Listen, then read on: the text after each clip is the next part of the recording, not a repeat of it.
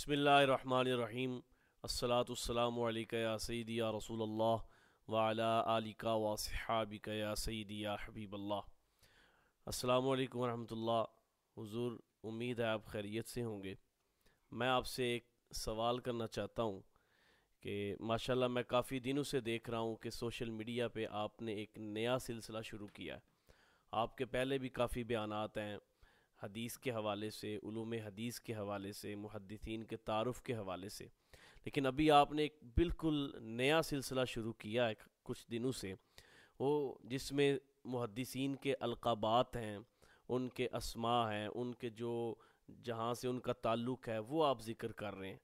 تو میں یہ آپ سے پوچھنا چاہ رہا ہوں کہ آپ نے یہ نیا سلسلہ شروع کیا تو کیوں کیا، اس کا مقصد کیا ہے، یا اس کا علوم حدیث سے اور اصول حدیث سے اس کا کیا تعلق ہے، اور ایک طالب علم کے لیے کیا یہ چیزیں ضروری ہیں؟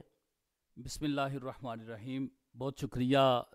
علامہ صاحبزادہ حسن رضا علوی صاحب، آپ نے بڑا اچھا سوال کیا ہے۔ یقیناً پہلے ہم نے عمومی طور پر علوم الحدیث کا ایک سلسلہ شروع کر رکھا تھا،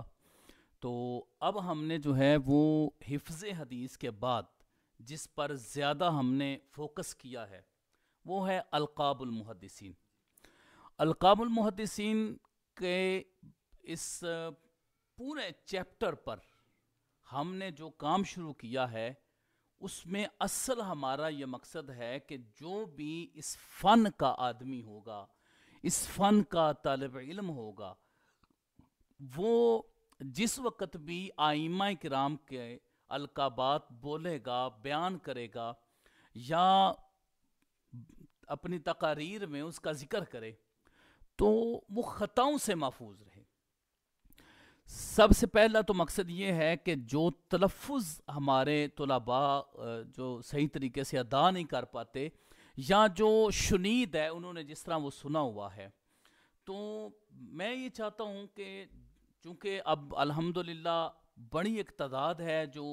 فن حدیث کے اندر دلچسپی لے رہی ہے، تو اب ساتھ ساتھ یہ ساری اصلاحات بھی ہونی چاہیے۔ جو کوئی مسائل کسی مقام پہ آ رہے ہیں، کوئی اس طرح کی پرابلمز آ رہی ہیں یا جو مشکلات ہیں ان کو حل کیا جائے۔ تو ایک تو یہ ہے کہ جو تلفظ اس طرح کے بولے جاتے ہیں، جس طرح مثال کے طور پر موصلی، ٹھیک ہے، امام ابو یعلا الموصلی کا لفظ ہے، تو اس کو میں نے سنا ہے کہ کچھ لوگ جو ہیں وہ اپنے بیان میں اس کو موصلی پڑھ رہے ہوتے ہیں۔ تو اسی طرح کچھ اور بھی ایسے القاب ہیں جن میں پڑھنے والے خطا کرتے ہیں۔ تو ہماری تو ایک تو یہ کوشش ہے کہ جو بھی ائمہ کرام کے، محدثین کرام کے نام لیے جائیں ان میں اس طرح کی خطائیں نہ ہوں، اس سے محفوظ ہوں۔ دوسرا ہم یہ چاہتے ہیں کہ جب بار بار لوگ سنیں گے القاب میں ذہبی، عسقلانی،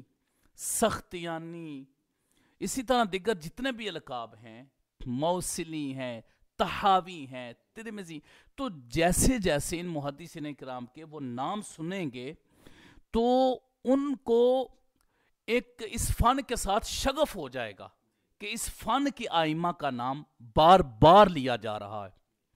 تو یہ چیز سامنے رکھتے ہوئے ہم نے کہا ہے کہ اس کو عام کیا جائے۔ ایک تو میدان حدیث کے جو ماہرین ہیں، رجال ہیں جنہوں نے کام کیا ہے حدیث پاک کے اوپر، ایک تو وہ متعارف ہوں گے، اور دوسرا جو تلفظ کے اندر غلطیاں ہیں یا تلفظ درست طریقے سے نہیں لیے جاتے، ظاہر ہے ہر بندے کی اپروچ نہیں ہوتی کہ وہ ہر لقب تک پہنچے، تو اگر اللہ تعالیٰ نے کسی کو توفیق دی ہو تو اس کو چاہیے کہ وہ اس کی کلیکشن کر کے امت مسلمہ کے سامنے پیش کرے۔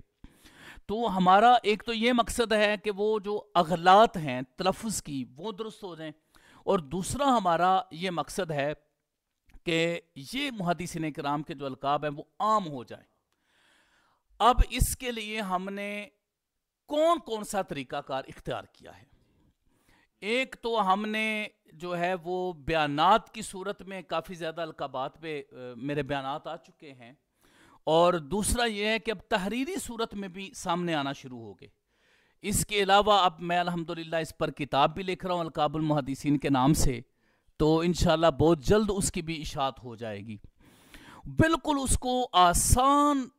طریقے میں آسان پیرائے میں لا کر، ایک تو جس شخصیت کا لقب ہے اس کے ساتھ ان کا نام پورا ذکر کیا، نسب کے ساتھ ولادت و وفات اور علاقے کا ذکر کیا ہے، پھر ان کے جو اساتذہ و تلامذہ ہیں ان کا ذکر کیا ہے، پھر اس کے بعد ان نے جو کتابیں لکھی ہیں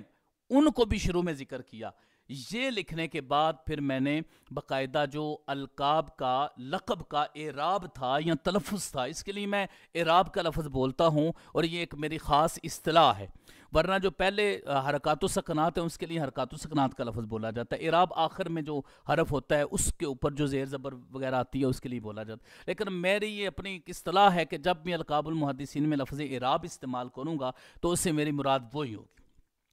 تو اس کے بعد پھر وہ جو لقب ہے اس کا اعراب ذکر کرتا ہوں، اعراب ذکر کرنے کے بعد پھر اس کی نسبت بتاتا ہوں کہ یہ لقب کیوں ہے، کس کی طرف منسوب ہے، اس کا ذکر کرتا ہے۔ مثال کے طور پر تحاوی ہے تو یہ تہا جو ہے وہ علاقہ ہے مصر کا، اسی طرح سخاوی ہے تو سخا علاقہ ہے مصر کا، اسی طرح عسقلانی ہے تو یہ علاقہ ہے ملک شام کا، آج کل جو ہے وہ مطلب فلسطین کے اندر وہ پایا جاتا ہے۔ تو اس کی نسبت بتاتا ہوں کہ یہ کس چیز کی طرف ہے، علاقے کی طرف ہے، خاندان کی طرف ہے، پیشہ کی طرف ہے، کس طرف اس کی نسبت پائی جاتی ہے۔ تو یہ یا اس کے ساتھ کوئی ایسا واقعہ پیش آ گیا تھا تو اس واقعہ کی وجہ سے ان کا جو ہے وہ لقب رکھ دیا گیا تھا۔ تو یہ القاب کے پیچھے وجوہات۔ پھر جس چیز کی طرف نسبت ہے اس کا انٹروڈکشن کروانا، علاقہ ہے تو علاقے کا انٹروڈکشن کروانا، اگر وہ قبیلہ ہے تو قبیلے کا انٹروڈکشن کروانا، یا جو بھی کوئی سبب ہوگا اس کا انٹروڈکشن کروانا، اس کو انٹروڈیوس کروانا کہ وہ کیا ہے، اس وقت کیا تھا اور آج کے اس دور میں کیا ہے۔ پھر اس کے بعد جو شخصیات اس لقب سے ملقب ہیں ان شخصیات کا نام اور کوئی ایک خصوصیت جس کے ساتھ وہ جانے پہچانے جا سکیں وہ اس کے ساتھ ذکر کی ہے، اور ساتھ جو بھی ریفرنسز ہیں اس کے حوالہ جاتے ہیں وہ ذکر کر دیے۔